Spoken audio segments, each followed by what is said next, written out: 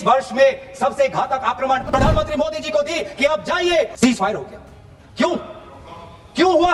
उसे हम पूरी तरह से हासिल कर चुके थे, इसी दबाव में रोका गया था। यह बेबुनियाद है। आप क्यों रुके और किसके सामने आप झुके कि 5-6 जेट गिरे? अपने राजनीतिक जीवन में जानबूझकर कभी भी असत्य न बोलूं।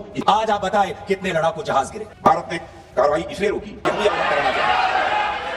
आतंकवाद के रूप में प्रॉक्सी वार लड़ रहे पाकिस्तान को सजा दी और इसी वजह से आर्म्ड फोर्सेस को पूरी आजादी दी गई थी कि वो अपने टारगेट खुद चुने। क्यों हुए? आज मैं ये जानना चाहता हूं कि पिछले 20 वर्ष में सबसे घातक आक्रमण हमारे महिलाओं पर हुआ, हमारे बच्चों पर हुआ, भारत के आत्मा पर हुई। हमने सबने वो दहशत को अनुभव किया, हम सब एकजुट हुए, हमने पूरी तरीके से समर्थन प्रधानमंत्री मोदी जी को दी कि अब जाइए। और ऐसा एक माहौल बन चुका था कि देश किसी भी कीमत चुकाने के लिए तैयार था। पूरा देश प्रधानमंत्री मोदी जी के साथ था, विपक्ष प्रधानमंत्री मोदी जी के साथ था। और अचानक 10 मई के दिन पे हमारे राष्ट्रदूत कहते हैं कि हम पाकिस्तान पर हमला करेंगे और शाम के 10 मई को सूचना आती है कि पाकिस्तान के साथ अब युद्ध पर हम परिणाम दे रहे हैं, सीज फायर हो गया। क्यों हुआ?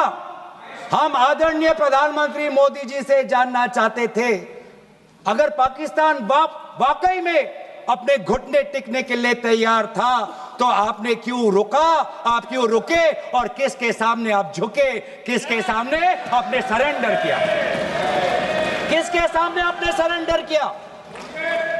वो अमेरिका के राष्ट्रपति जो 26 बार आज कह चुके हैं कि व्यापार को लेकर उन्होंने भारत और पाकिस्तान को सतर्क किया और दोनों को मजबूर किया कि वो इस जंग को छोड़े।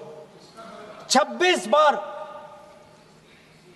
आज राष्ट्रपति ट्रंप खुद कहते हैं कि 5-6 जेट गिरे हैं।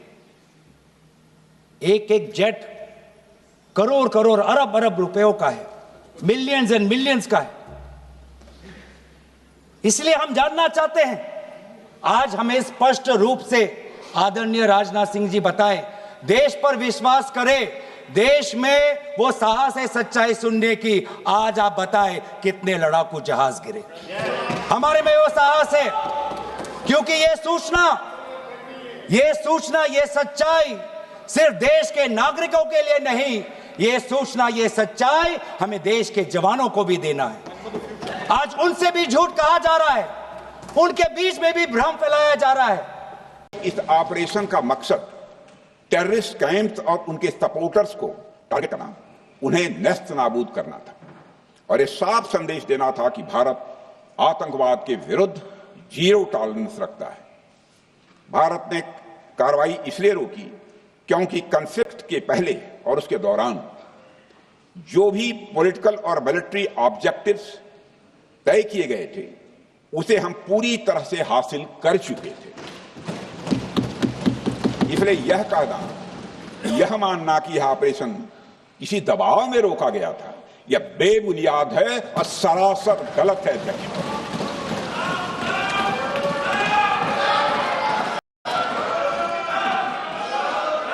मैं सदन को फिर से आश्वस्त करना चाहता हूं, अपने राजनैतिक जीवन में अध्यक्ष महोदय,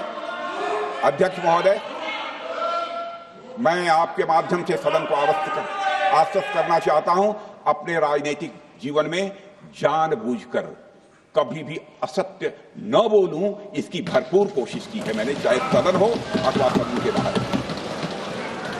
अध्यक्ष महोदय, मैं आपके माध्यम से सदन को यह भी अवगत कराना चाहता हूं,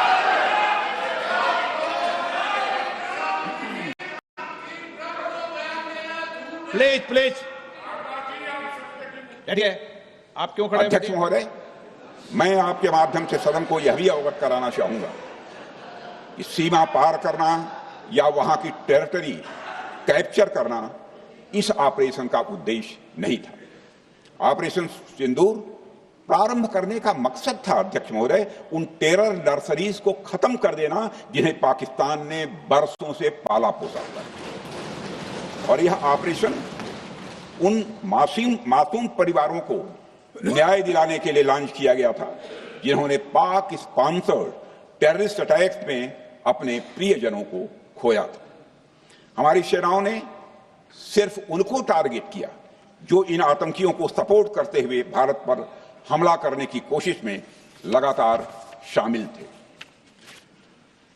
अध्यक्ष महोदय, ऑपरेशन सिंदूर का ओवरऑल पॉलिटिको मिलिट्री ऑब्जेक्टिव यह था कि आतंकवाद के रूप में प्रॉक्सी वार लड़ रहे पाकिस्तान को सजा दी जाए, और इसी वजह से आर्म फोर्सेस को पूरी आजादी दी गई थी कि वे अपने टारगेट खुद चुने और करारा जवाब दें। और इस ऑपरेशन का उद्देश्य कोई भी युद्ध छेड़ना नहीं था, बल्कि फोर्स के डिमॉन्स्ट्रेटिव यूज से एडवर्सरी को झुकने के लिए मजबूर करना था। अगर आप ये वीडियो YouTube पर देख रहे हैं तो हमारे चैनल को सब्सक्राइब कर बेल आइकन दबाएं, और Facebook पर देख रहे हैं तो हमारे पेज को लाइक करें।